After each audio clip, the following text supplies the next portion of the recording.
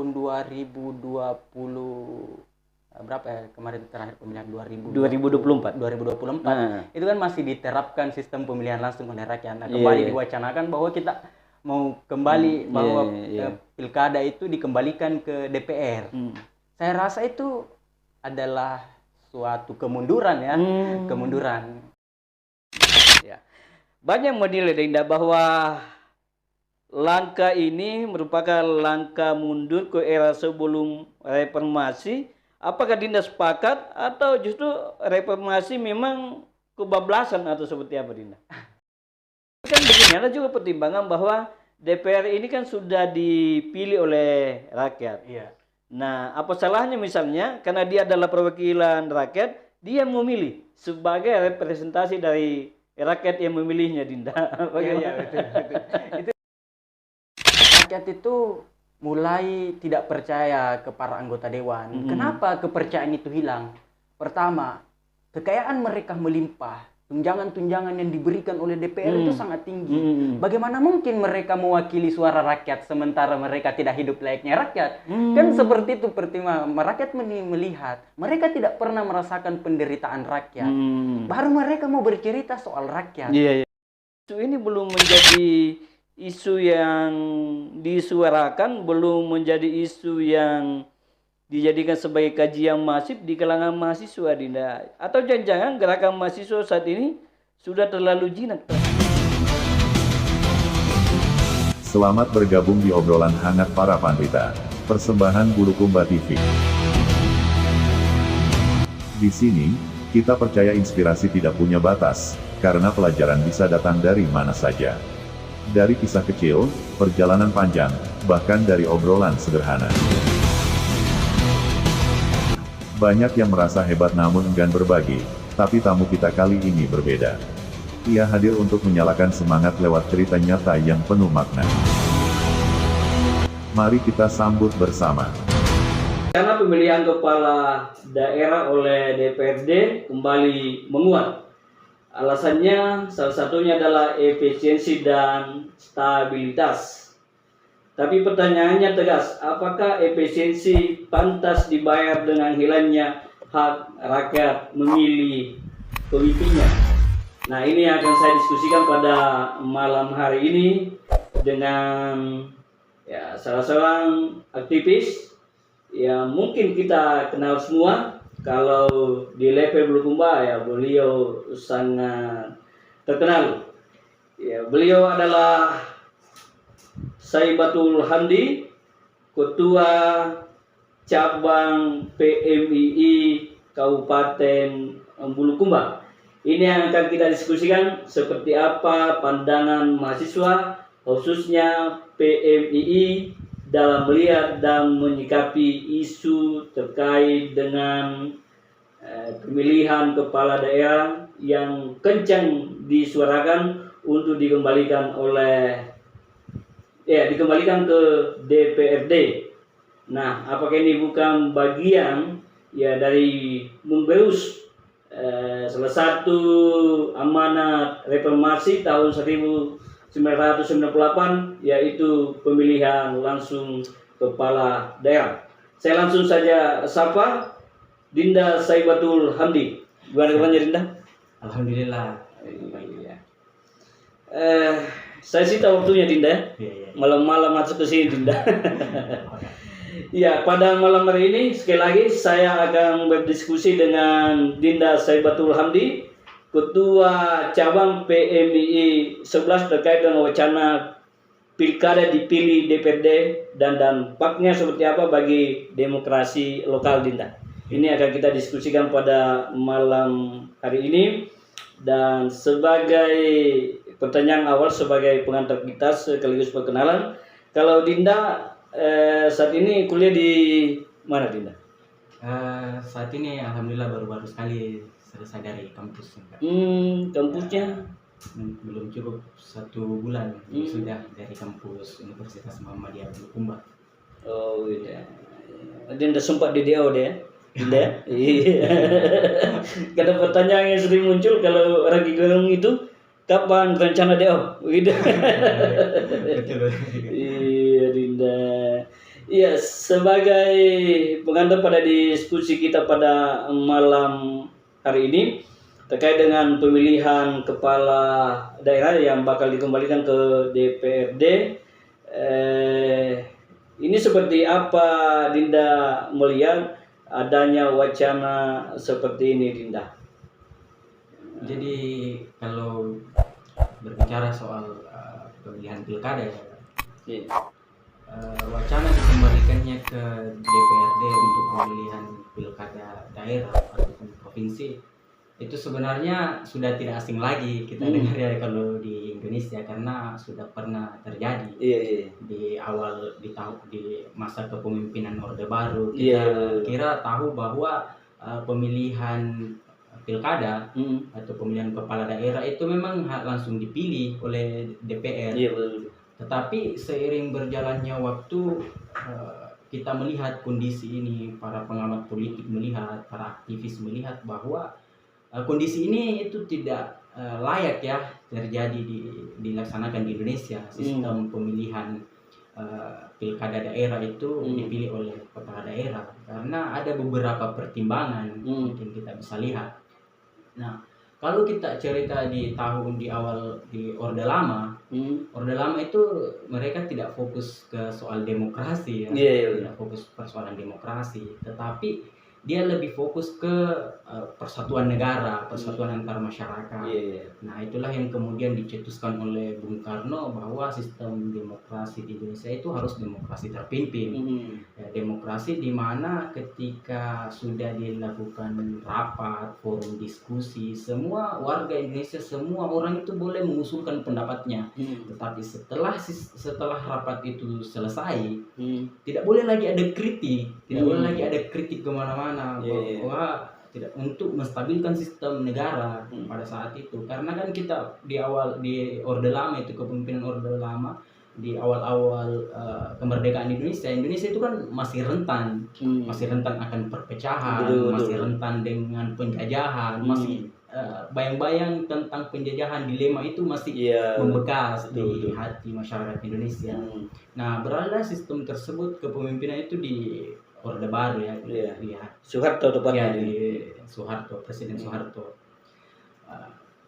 Kepemimpinan pada saat itu ya seperti yang diwacanakan hari ini, yaitu bahwa pemilihan atau pilkada itu dikembalikan ke DPR, bahwa kekuasaan pemilihan kepala daerah itu yang menentukan itu adalah DPR dengan presiden.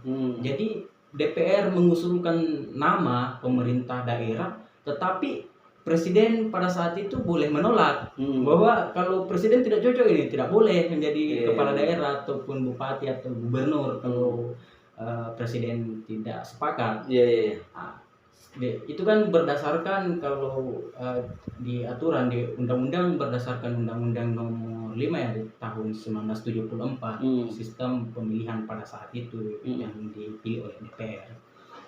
Nah, kemudian beralih lagi di masa kepemimpinan B.J. Habibie, Presiden Habibie, setelah Orde Baru itu tumbang. Setelah reformasi lah, 98 ya. 98 itu jatuh di tahun 98 ya. Ada undang-undang baru yang kemudian dicetuskan oleh presiden pada saat itu, yaitu di Undang-Undang nomor 20 tahun 1999. Ada perubahan yang cukup besar dan cukup signifikan terkait pemilihan kepala daerah di Indonesia. Nah, tetap wacana itu tetap terbang bahwa pemilihan tersebut itu tetap dilakukan oleh DPR. Tetapi ada perubahan. Jadi presiden itu tidak memiliki lagi kewenangan bahwa ia yang menunjuk kepala daerah. Itu perubahan tersebut terjadi di masa kepemimpinan B.J. Habibie. Bahwa kepala daerah itu betul-betul dipilih oleh perwakilan rakyat, anggota DPR. Tidak boleh lagi ada campur tangan presiden pada saat itu.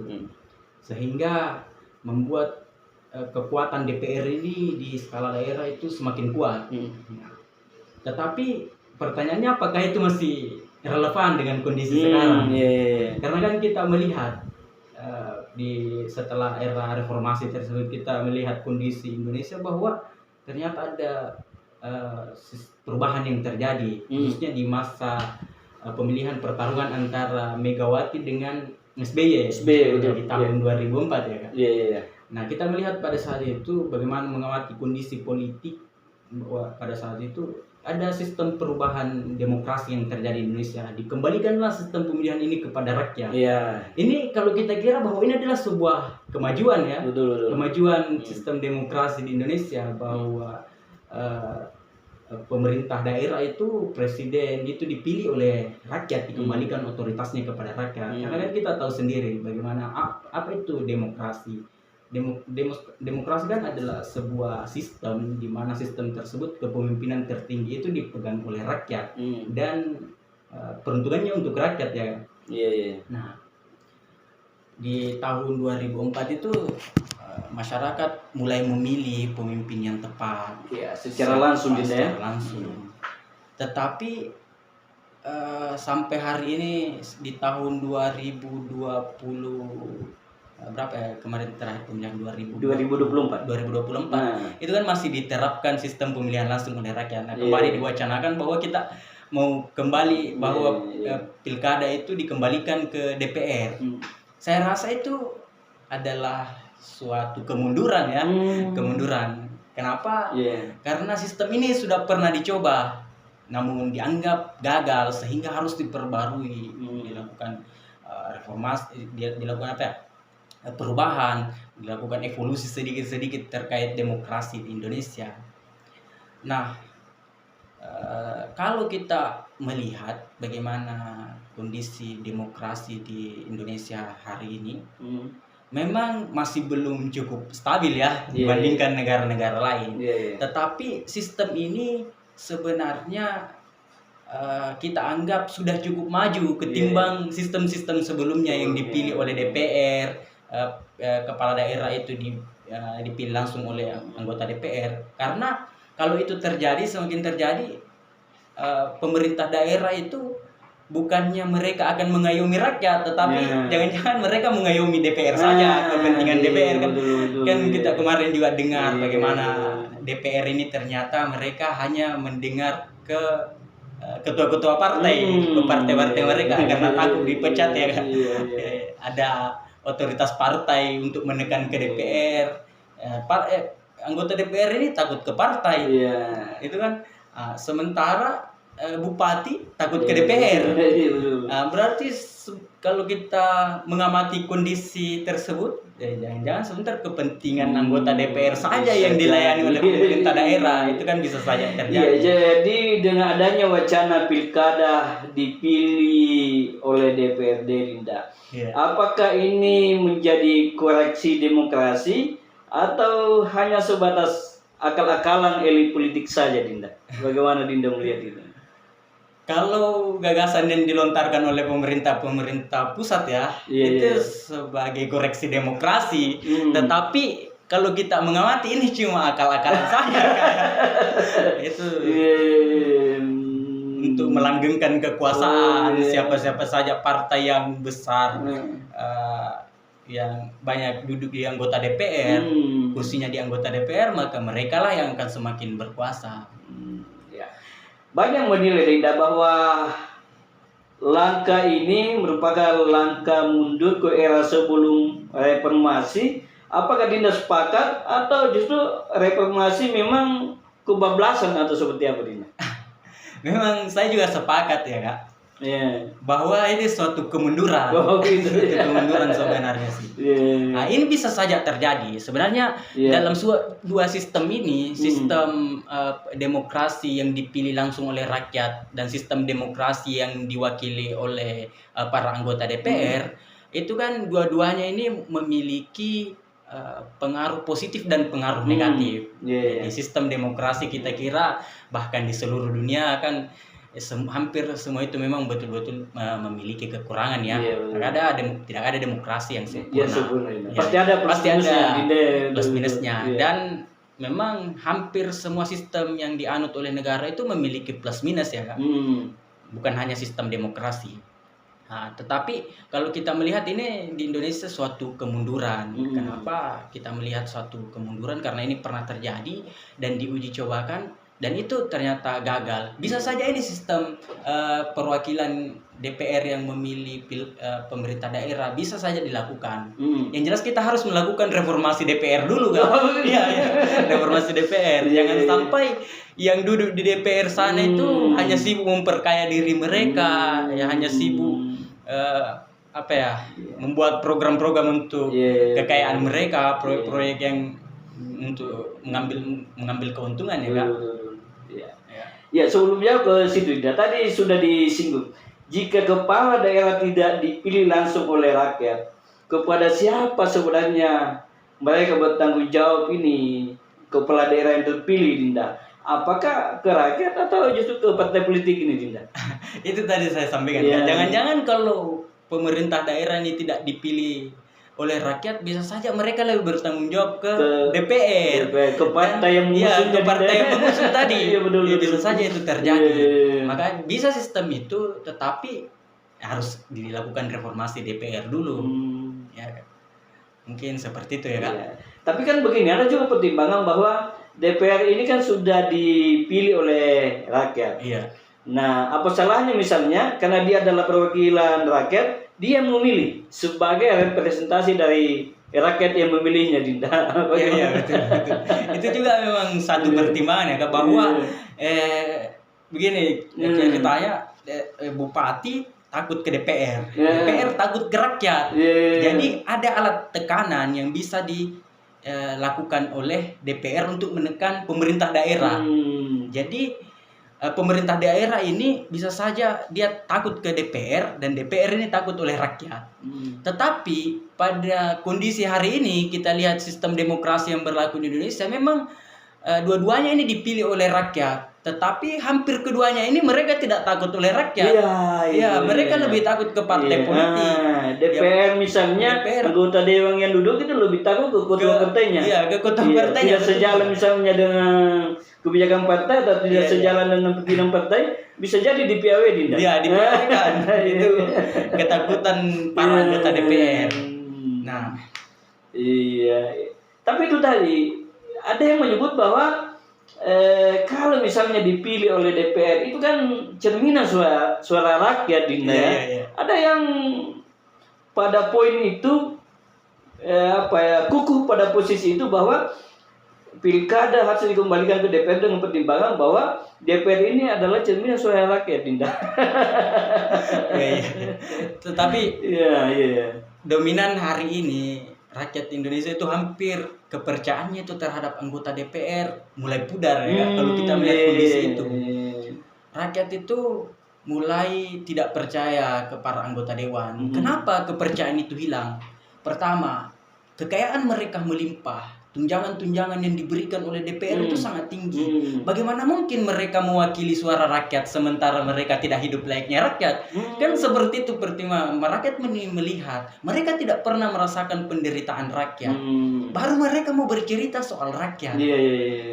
Otomatis harusnya ketika mereka mau bicara soal rakyat, dia harus tahu dulu bagaimana kondisi rakyat ini yang sebenarnya, apa yang dialami oleh mereka. Dia hidup dalam kemewahan. Tunjangannya itu kemarin sempat didiskusikan di isu-isu nasional itu. Jadi isu juga itu. Isu besar kemarin soal gaji DPR, sampai mahasiswa para aktivis itu turun ke jalan, demo soal DPR, tunjangan DPR yang sampai ada rumah anggota dewan itu yang digeruduk, Iya, digeruduk sampai bakar-bakar kantor DPR. Itu kan gara-gara isu persoalan tunjangan gaji DPR yang dinaikkan. Nah, bagaimana mungkin rakyat bisa percaya? Harusnya kalau mereka mau menyuarakan soal rakyat, dia memang harus hidup seperti rakyat. Tidak boleh mereka hidup dalam genimang harta, sementara yang diwakili di bawahnya itu hidup dalam penderitaan. Jadi kepercayaan rakyat ini itu mulai berkurang ke para anggota dewan. Mungkin ada segelintir kelompok atau segelintir orang sih yang percaya ke anggota dewan, tetapi mereka memiliki kepentingan besar kepada anggota dewan tersebut.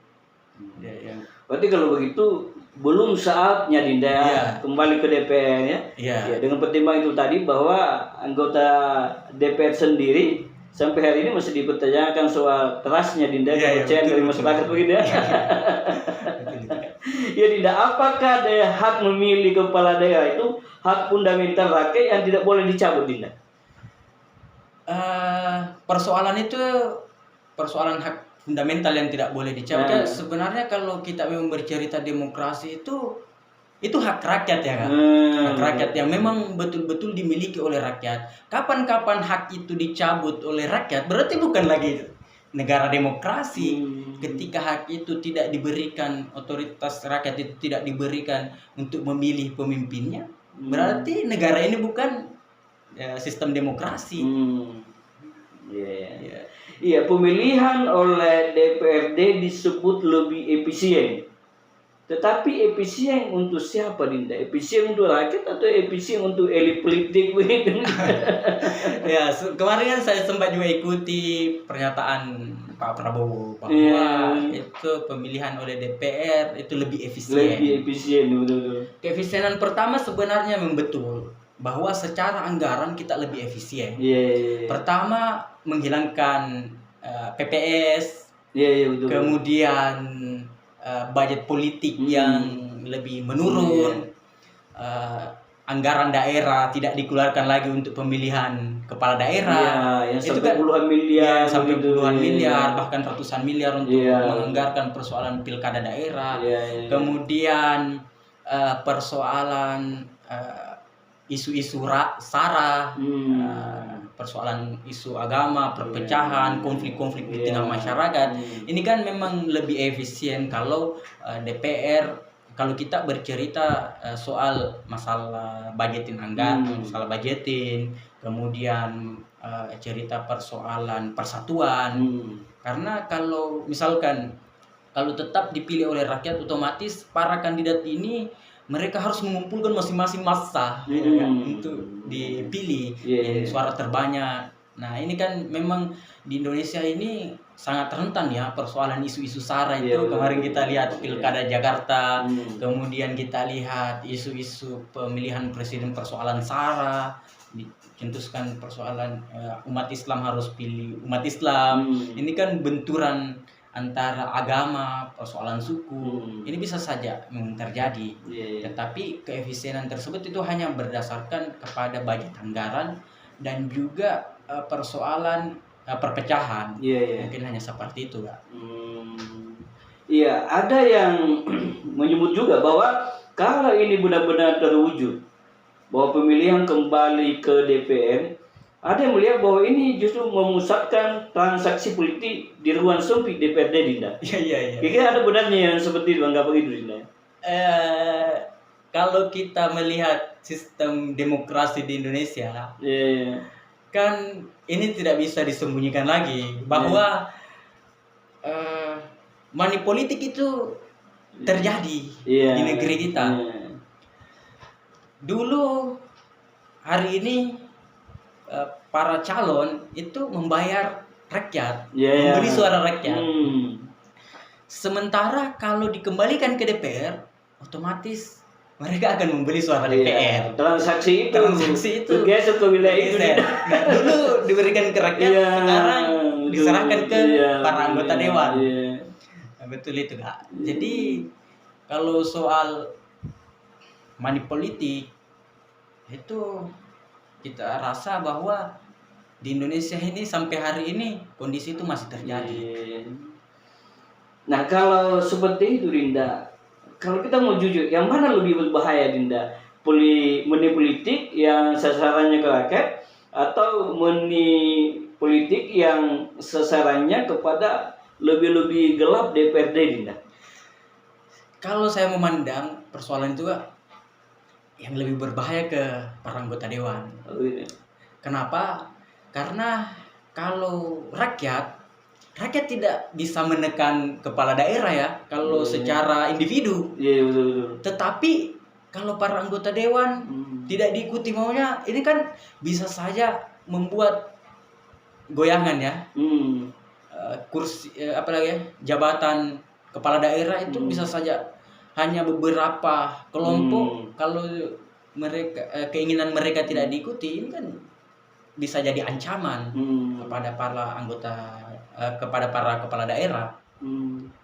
Jadi kesimpulannya sih, kalau lebih berbahaya, sebenarnya lebih berbahaya money politik itu lebih berbahaya kepada anggota dewan. Dan mungkin nilainya tidak main-main. Iya, tidak main-main. Tidak main-main. Dan pasti satu anggota dewan tidak mungkin dikasih 100-200 ribu lah ya. Iya betul. Iya, kemudian kalau wacana ini misalnya terwujud, apakah ini bukan sebagai upaya untuk melanggengkan oligarki lokal misalnya, Dinda? Kan bisa jadi ada oligarki di level daerah yang main, Dinda. Iya. Sebenarnya kalau oligarki lokal, mereka akan semakin bahagia ya Kak. Iya betul. Semakin senang.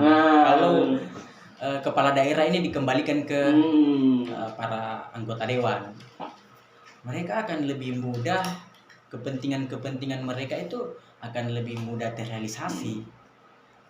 Dengan pemilihan kepala daerah ini dikembalikan ke anggota dewan, mereka lebih mudah bermain, kemudian kepentingan mereka lebih mudah lebih mudah untuk kepentingan mereka itu agak lebih mudah ya. Diakomodir lah. Diakomodir oleh pemerintah daerah. Karena ada tekanan oleh para anggota daerah. Apalagi kalau oligarki ini menjadi bagian dari penyuplai finansial. Iya, betul. Ke DPR misalnya, Dinda. Ya Dinda, jika mahasiswa diam terhadap wacana ini, apakah ini bentuk pembiaran terhadap perampasan hak rakyat, Dinda? Kalau mahasiswa sebenarnya diam terhadap isu-isu seperti ini juga bisa dianggap bahwa ini adalah sebuah pembiaran. Tetapi kita tidak boleh lepas daripada kajian-kajian. Bagaimana kajian mahasiswa?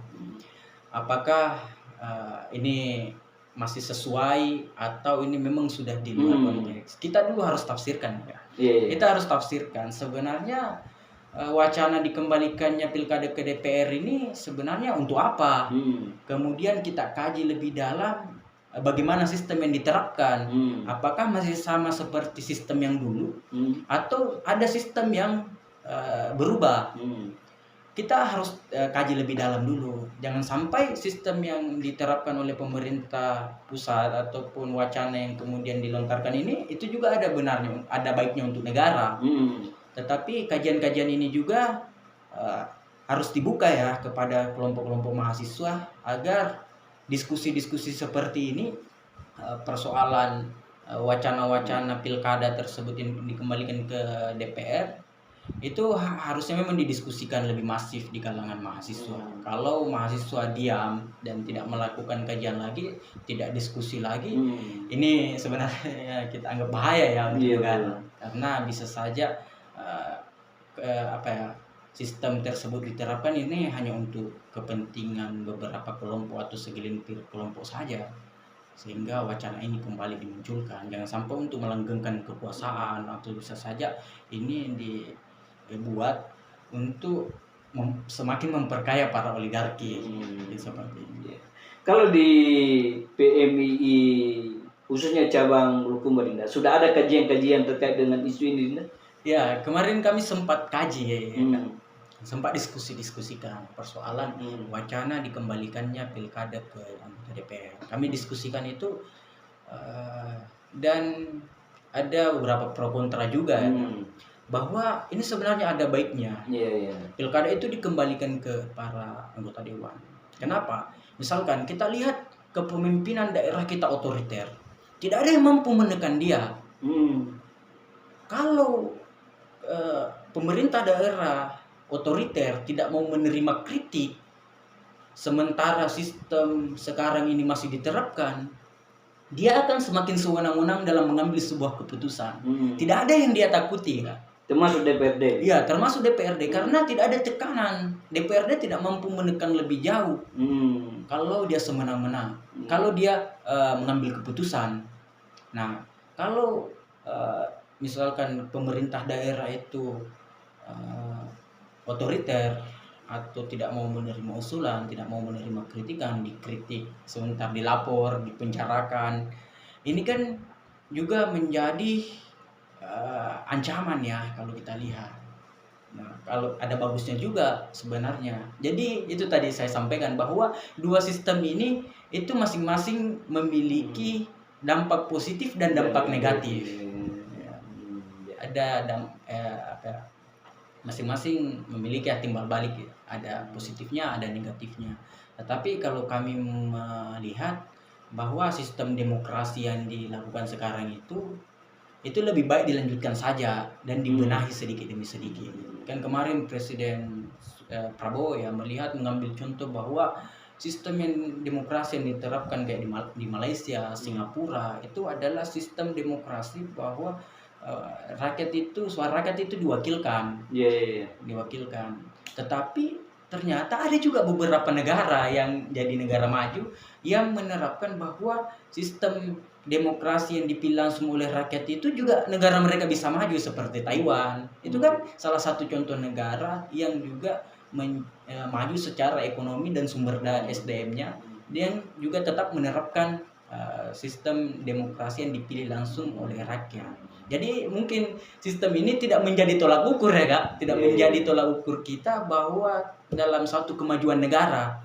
Tetapi bagaimana kita memberantas para koruptor di DPR, memberantas para mafia-mafia yang ada di sana. Itu kan menjadi tanggung jawab kita bersama. Kemudian bagaimana cara kita meningkatkan sumber daya manusianya.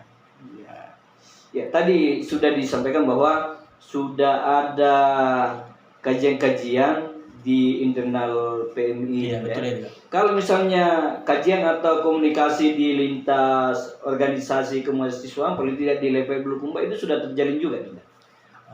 Sampai sekarang belum ada ya. Belum ada yang melakukan diskusi-diskusi itu. Kami diskusikan itu kemarin cuma di sekretariat, diskusi soal kebetulan isu ini isu hangat. Ya, masih membumi soal pemilu itu. Kami diskusikan di sekretariat, ada pro kontra juga sih. Jadi kami belum sempat mengambil langkah lebih jauh ya Kak. Belum ada keputusan gitu ya. Kalau misalnya pada akhirnya keputusan ini PMII melihat bahwa masih layak untuk dilanjutkan pemilihan langsung ini, apakah PMII hari ini cukup berani melawan kebijakan negara yang dianggap anti korupsi misalnya? Ya, terbukti dengan kencangnya isu dari negara termasuk presiden sendiri bahwa pemilihan ini harus kembali ke DPR. Kalau sebagai aktivis ya Kak, khususnya PMII, kalau itu berkaitan dengan rakyat pasti kita harus lawan. Kalau ini memang merugikan rakyat, merugikan negara, apapun itu kita harus menjadi tameng terdepan ya untuk melawan. Jadi PMI tidak boleh diam, PMI tidak boleh gentar ya persoalan kebijakan apapun resikonya.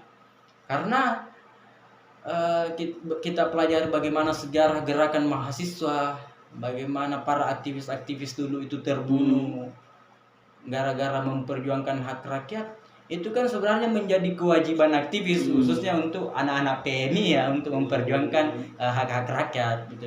Sampai sekarang itu tetap menjadi pedoman ya di PMI, bagaimana kita mendiskusikan soal kesejahteraan rakyat, bagaimana kita diskusi persoalan negara.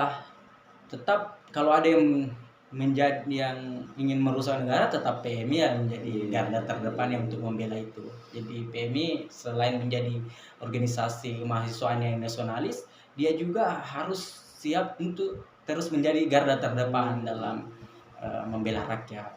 Ya, tapi saya lihat isu ini belum menjadi isu yang disuarakan, belum menjadi isu yang dijadikan sebagai kajian masif di kalangan mahasiswa, Dinda. Atau jangan gerakan mahasiswa saat ini sudah terlalu jinak terhadap kekuasaan, Dinda. Betul. Sampai hari ini sih banyak pandangan yang melihat bahwa gerakan-gerakan mahasiswa hari ini itu sudah jinak ya. Mereka hampir mahasiswa-mahasiswa itu di kalangan kampus, kajian-kajian itu hampir menghilang. Kajian di lingkup kampus itu bisa dianggap di zaman sekarang itu sudah dianggap hal-hal yang tabu. Kenapa? Sedikit-sedikit ada mahasiswa yang lakukan kajian dianggaplah mereka ketinggalan zaman, kemudian diskusinya itu terus.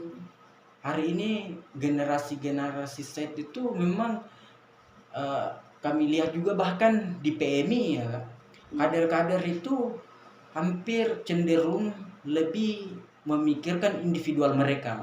Kelompok-kelompok mahasiswa hari ini mereka lebih individualistik. Mereka tidak melakukan kajian lagi persoalan rakyat. Bahkan sedikit kelompok, hanya ada beberapa kelompok kami yang kembali mendiskusikan persoalan itu. Nah, apalagi kalau kita lihat di kalangan kampus, semakin banyak mahasiswa hari ini mereka lebih terpaku ke persoalan nilai di kampus. Mereka lebih terpaku ke tugas-tugas yang di kampus. Mereka melupakan bahwa tugas mahasiswa itu ternyata bukan hanya belajar tetapi menjadi control of social, agent of change, kemudian yang menjadi tamen garda terdepan, menjadi pengontrol masyarakat dengan pemerintah. Mereka melupakan hal tersebut, khususnya mahasiswa-mahasiswa yang tidak bergabung dalam kelompok organisasi-organisasi eksternal. Nah, kalau khususnya di Bulukumba ya, organisasi kemahasiswaan internal kampus itu tidak diskusi lagi persoalan bagaimana kesejahteraan rakyat. Mereka lebih fokus diskusi, mungkin lebih banyakkan diskusinya itu hanya bersifat seremonial ya Kak. Seremonial belaka yang kemudian dampaknya itu memang tidak langsung untuk rakyat. Menarik ya apa yang Dinda sampaikan. Kita simpan saja ini soal isu pilkada dikembalikan ke DPR. Saya tertarik soal lemahnya atau banyak kajian-kajian lagi di level mahasiswa, Dinda.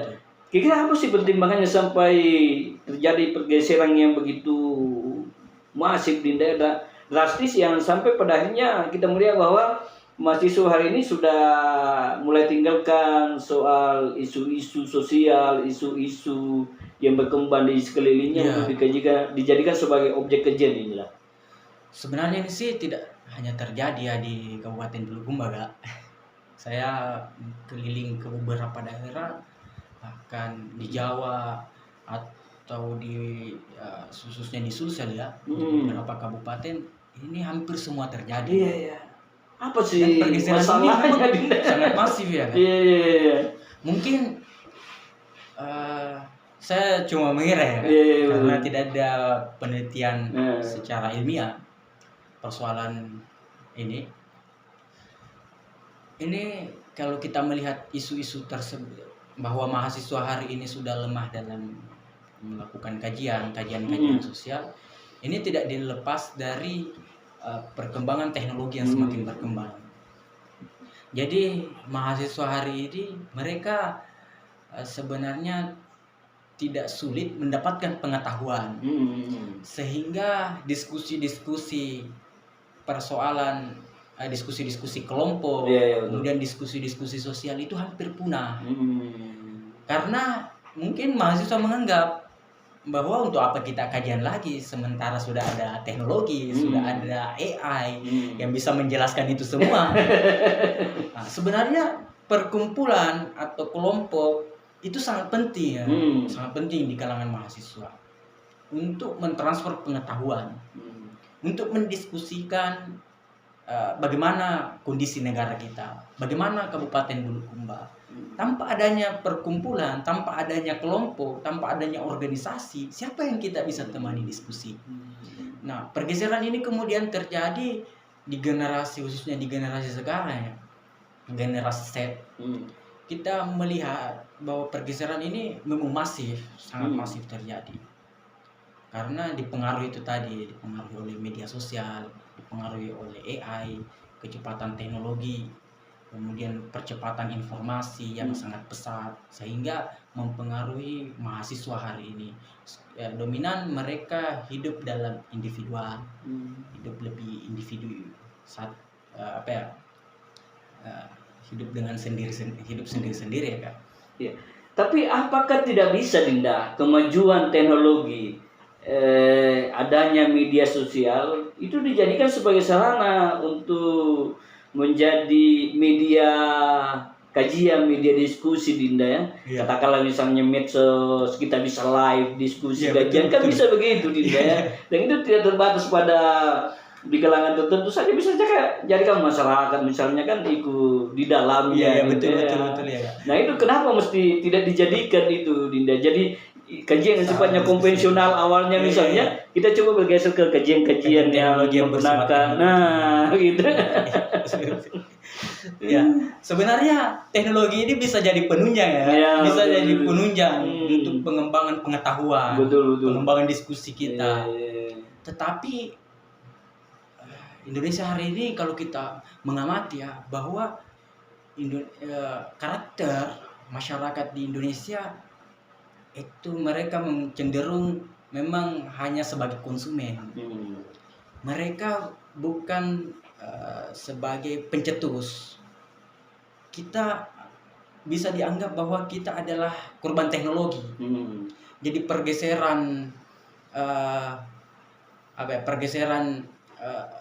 era yang dulunya masih era masih tradisional ke era modern tersebut, itu juga mungkin akan memberikan dampak ya.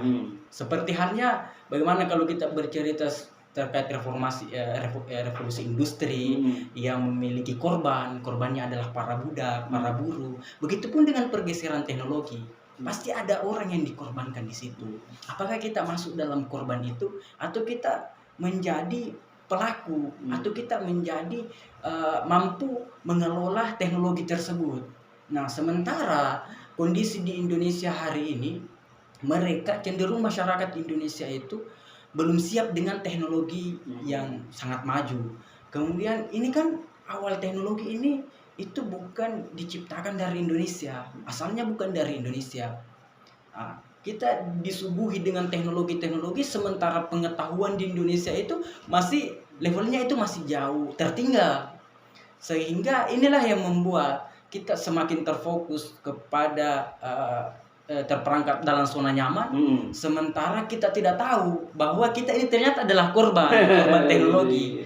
Memang betul, itu bisa menjadi penunjang kalau kita mampu mengelola teknologi tersebut dengan baik.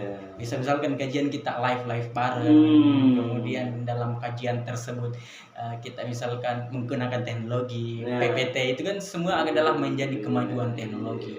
Tetapi memang paradigma mahasiswa hari ini dengan kecanggihan teknologi tersebut, mereka menganggap bahwa itu hal yang biasa.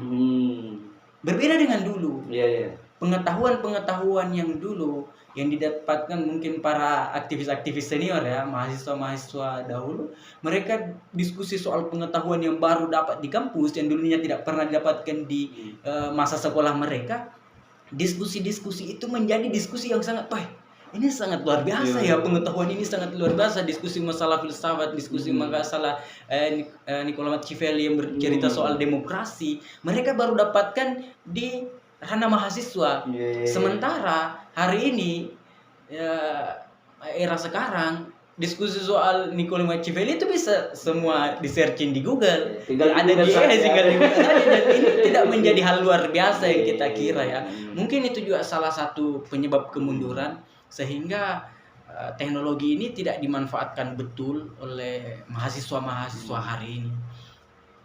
Kita sebenarnya ada dampak negatif juga ya, ada dampak negatif, kemudian ada dampak positif ya yang diberikan oleh teknologi tersebut.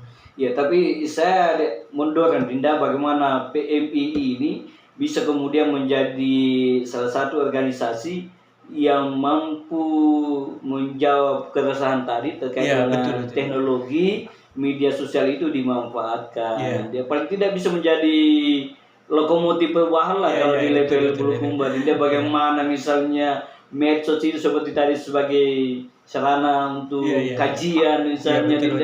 Bagaimana misalnya website, ada websitenya tidak? Ada website. Dijadikan sebagai sarana untuk bagaimana para aktivis ini mencurahkan ide dan gagasannya, opininya, artikelnya lewat itu misalnya Dinda. Termasuk misalnya podcast Dinda, bagaimana menghadirkan podcast. Ya, jadi dari dari kacamata pandang itulah yang kemudian kemarin kami diskusi di sekretariat, diskusi soal kemajuan teknologi.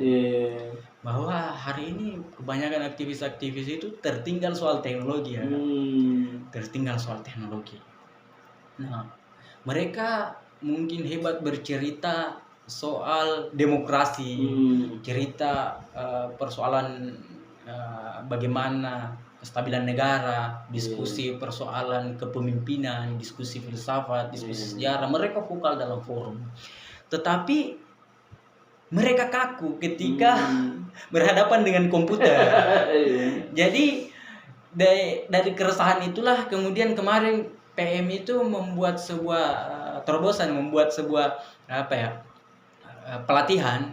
Kami buat pelatihan digital mastery untuk mengembangkan skill atau SDM anak-anak PMI khususnya.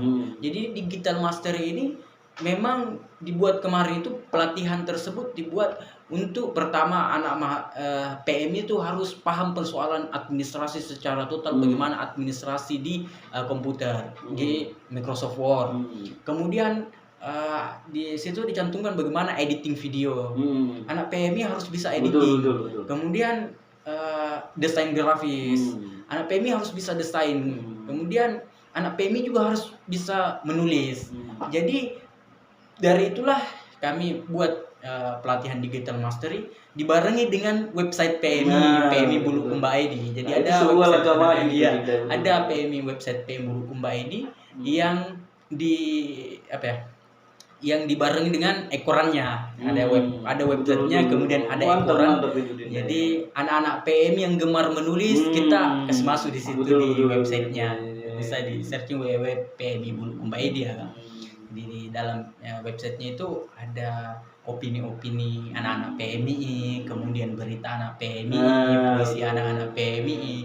Setelah itu didesain lagi di ekoran. Ini kan salah satu pemanfaatan teknologi untuk anak-anak PMI supaya kita tidak kaku dalam menghadapi perkembangan teknologi. Satu mungkin Dinda, ya tadi saya sebut itu sebuah langkah maju buat PMI dengan hadirnya website itu Dinda. Bisa jadi ke depan ini, ya ini saran saya, bagaimana media itu menjadi citizen media, media warga Dinda. Diberi ruang warga di situ, ada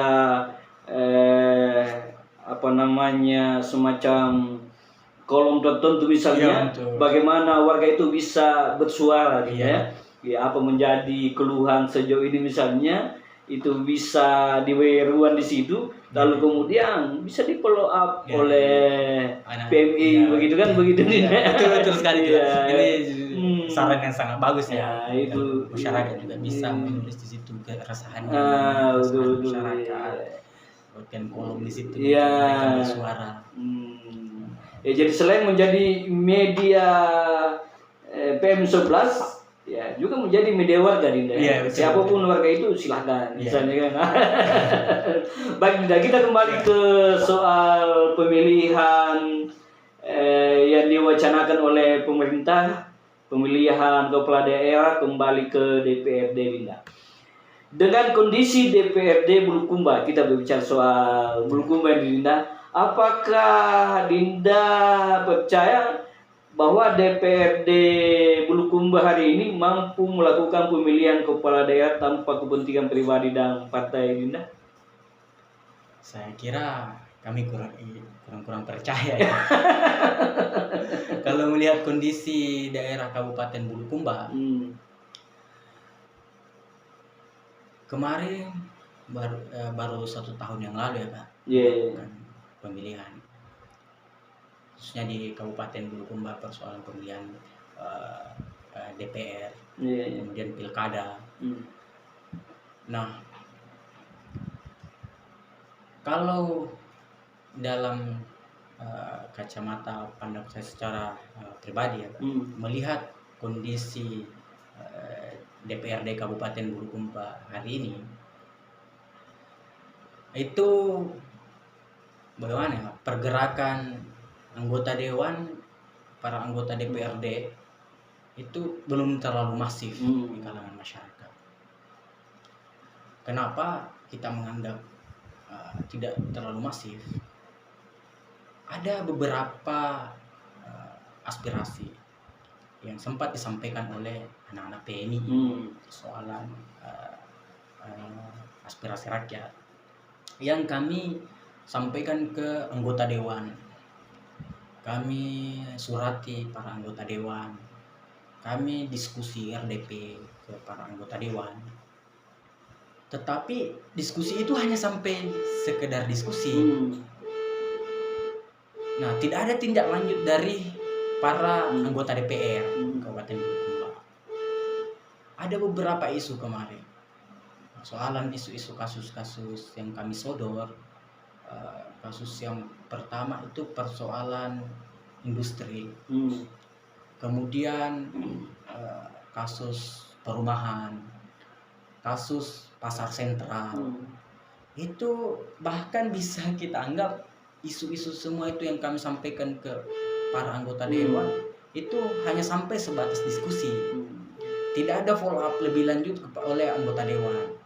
Jadi dengan dalam kondisi itu kami bisa melihat ya, mengambil kesimpulan bahwa kalau pilkada daerah ini masih dikembalikan ke anggota dewan dengan kondisi yang kita lihat tadi, itu kita anggap bahwa ini kondisi ini pilkada itu tidak akan efektif. Karena anggota dewan di Bulukumba ini tidak serius mengurusi rakyat. Bahkan bisa saja kami mengira mungkin jangan-jangan mereka hanya memang fokus untuk memperkaya diri sehingga mereka maju sebagai anggota dewan.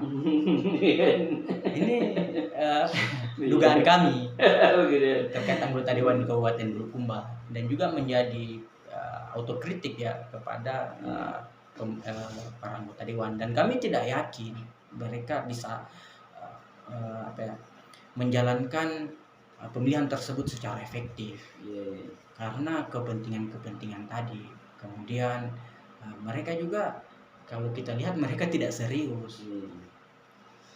Ya tidak. Kalau pada akhirnya isu ini terwujud, Dinda, pilkada kembali ke DPRD.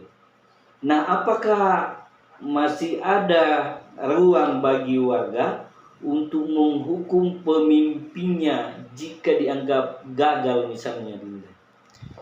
Sebenarnya kalau terkait sanksi oleh rakyat kepada para pemimpin, tetapi ini sebenarnya rakyat masih tetap memiliki kewenangan itu. Karena kan selagi Indonesia masih tetap menjadi negara demokrasi, berarti masih ada otoritas tertinggi itu masih dipegang oleh rakyat.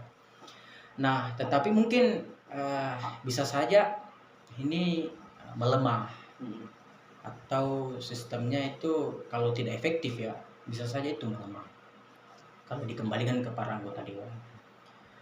Kalau ini memang benar-benar terwujud soal rakyat sebenarnya hanya akan mengadu ke para anggota dewan. Dia tidak memiliki otoritas langsung lagi ke pemerintah daerah, tidak memiliki tekanan langsung lagi ke pemerintah daerah, karena setiap suara-suara rakyat itu harus melalui DPR dulu. Jadi semua ditampung DPR. Apakah DPR ini mau sampaikan ke pemerintah daerah atau tidak? Ini tergantung mereka, bisa tidak. Tetapi kalau pilkada itu masih tetap rakyat, ya kan rakyat bisa langsung ke Pak Bupati, bisa langsung bersuara ke Bupati. Bisa jadi kalau periode ini dianggap gagal, salah satu bentuk penghukuman warga rakyat ya tidak dipilih untuk periode berikutnya, dipilih untuk periode selanjutnya. Salah satu sanksi. Karena kalau DPR ini yang pilih kan bisa jadi anomali, tidak? Iya, Di betul. satu sisi rakyat melihat bahwa gagal, Iya. tetapi karena kewenangan ada di DPRD, DPRD. bisa jadi DPRD yang mengatakan masih layak untuk dilanjutkan di periode berikutnya, tidak? Iya, iya. Ini tergantung kepentingan Iya, DPR. begitu Dinda. Baik Dinda, sebagai ketua cabang PMII Bulukumba, apakah Dinda secara tegas menolak atau menerima pilkada oleh DPRD ini? Sebagai ketua ya, kalau saya melihat kondisi ini secara dasar ya, bahwa kondisi ini saya belum pernah mengambil keputusan terkait bagaimana kondisi pilkada tersebut. Tetapi dalam kajian-kajian kami di PMI, kami melihat memang ini ada keresahan yang terjadi. Tetapi secara tegas kami melihat bahwa kondisi ini memang tidak boleh dibiarkan. Kalau pilkada itu kembali ke anggota dewan, berarti ini menjadi suatu kemunduran. Sehingga PMI hari ini menilai bahwa kembalinya pilkada ke anggota dewan itu membuat satu sistem perubahan kembali yang kita kira bahwa ini adalah sebuah perubahan yang kemunduran, dan kami menilai bahwa sistem ini dikembalikannya pilkada ke anggota dewan itu tidak perlu ya dilanjutkan. Kenapa? Karena tinggal sistem demokrasi yang dipilih langsung oleh rakyat, tinggal itu yang kita benahi. Apa yang harus dibenahi di situ? Apa yang harus diperbaiki? Tidak perlu lagi dikembalikan ke anggota dewan. Seperti banyak pandangan para pakar ya melihat kondisi tersebut, bahwa ada yang menolak, ada juga yang pro terhadap dikembalikannya pilkada ke DPR. Tetapi secara dasar PMI itu mengambil langkah, sejauh ini belum mengambil langkah penolakan secara tegas ya, belum mengambil langkah penolakan secara tegas, karena kondisi tersebut sudah pernah terjadi dulu. Tetapi sebenarnya lebih banyak mudaratnya ya, lebih banyak mudaratnya ketimbang dampak positif yang diberikan. Sehingga kalau secara nasional PMI itu belum mengambil keputusan, tetapi kalau PMI Bulukumba itu melihat kondisi ini itu memang membahayakan, karena bisa saja dijadikan sebagai batu loncatan saja. DPR menjadikan ini sebagai batu loncatan. Karena kalau PMI Bulukumba itu masih simpang siur, ada yang menolak, ada yang menerima. Tetapi kalau saya secara pribadi ya, saya sebenarnya dari lubuk hati saya tidak sepakat kalau menolak ini. Saya menolak kalau pilkada itu dikembalikan ke DPR, karena sudah beberapa kejadian ya di tahun-tahun sebelumnya, di pilkada sebelumnya sudah pernah terjadi. Ya, kalau di kajian akhir misalnya, kajian PMII mengambil sebuah sikap atau keputusan bahwa pilkada lewat DPRD itu ditolak, apakah PMII siap mengambil jarak yang berbeda dengan pemerintah jika kebijakan ini dipaksakan ini? Kalau sejauh ini sih sebenarnya PMI khususnya di Bulukumba mereka tidak pernah dekat dengan pemerintahan pertama. Ya. Kami selalu siap ya membuat kritikan-kritikan. Beberapa kritikan kami lontarkan ke bupati, kritikan kami lontarkan ke DPR, dan itu tidak hanya sekali dua kali ya kami lakukan itu. Dan kalau persoalan pro kontra, kami sudah memang diajari untuk selalu kontra ya terhadap pemerintah. Kenapa? Karena ini juga harus dalam satu negara itu memang harus ada pro kontra ya untuk menjaga demokrasi ini lebih baik lagi, menjaga keseimbangan. Jadi sejauh ini PMI memang itu tidak pernah lah dekat dengan pemerintahan. Mungkin kalau dekat mungkin hanya membangun bermitra sedikit bagaimana, karena kan tetap walaupun bagaimana tetap pemerintah daerah itu menjadi pembina secara majelis pembina juga di dalam sebuah organisasi PMI khususnya pemerintah daerah. Nah, kalau untuk bertolak belakang dengan pemerintah sih ya kami rasa itu dari dulu kami sering lakukan, khususnya di PMI. Kami tidak pernah dekat dengan satu pemerintahan tertentu dan kami juga tidak pernah menganggap bahwa kalau bupati itu melarang kami ikut, bahkan ketika terjadi tidak sesuai dengan cara berpikir kami, tidak sesuai dengan tidak sesuai berdasarkan kebutuhan rakyat, maka kami siap bertentangan dengan pemerintah daerah bagaimanapun resikonya. Dan memang seperti itulah posisi mahasiswa aktivis sebenarnya. Baik, kita sudah sampai di bagian akhir diskusi kita. Cukup menarik apa yang Dinda sampaikan, banyak hal yang perlu kita pahami dan sekaligus menjadi edukasi buat kita. Apa yang Dinda sampaikan, tapi kita dibatasi oleh waktu. Saya harus menyampaikan bahwa Dinda harus menyampaikan closing statement pada kesempatan kali ini. Jadi closing statement pada kesempatan hari ini ya tetap demokrasi harus dijaga tetap demokrasi harus dijaga. Dan kalaupun memang benar wacana pilkada dikembalikan ke DPR, DPR harus direformasi dulu agar kebijakan yang diputuskan oleh pemerintah daerah itu tidak berdasar kepada kepentingan para anggota dewan. Reformasi DPR harus diterapkan dulu. Kalau DPR tidak direformasi, maka sistem ini agak berat untuk diterapkan di Indonesia. Kita lanjutkan saja sistem yang sekarang, sistem dipilih langsung oleh rakyat. Suara rakyat punya kewenangan penuh terhadap pemerintahan, terhadap calon kepala daerah yang ingin mereka naikkan. Mungkin seperti itu, Pak. Tetap demokrasi menjadi acuan kita di negeri ini, dan tetap otoritas rakyat itu tetap dinomorsatukan.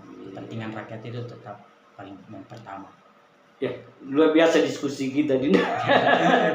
Ya, luar biasa diskusi apa yang disampaikan tadi oleh Ketua Cabang PMII Bulukumba. Banyak hal yang disampaikan terkait dengan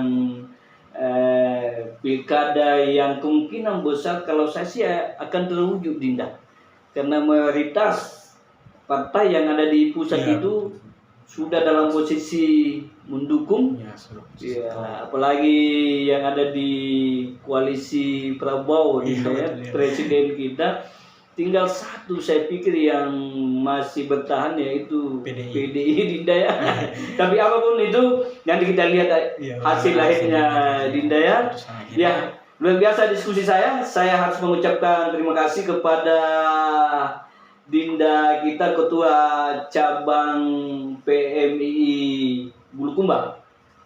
Waktunya cukup tersita, ada mungkin 1 jam, Dinda ya, saya sita waktunya. Tapi saya berharap besok lusa mungkin kita bisa bertemu di tempat ini, bisa jadi dengan isu yang berbeda, Dinda ya. Jangan pernah untuk segan sungkan untuk datang di tempat ini, Dinda. Ya, demikian akhir diskusi saya dengan Ketua PMII Bulukumba. Saya masih agak awam dengan namanya, Dinda. Saibatul Hamdi ya.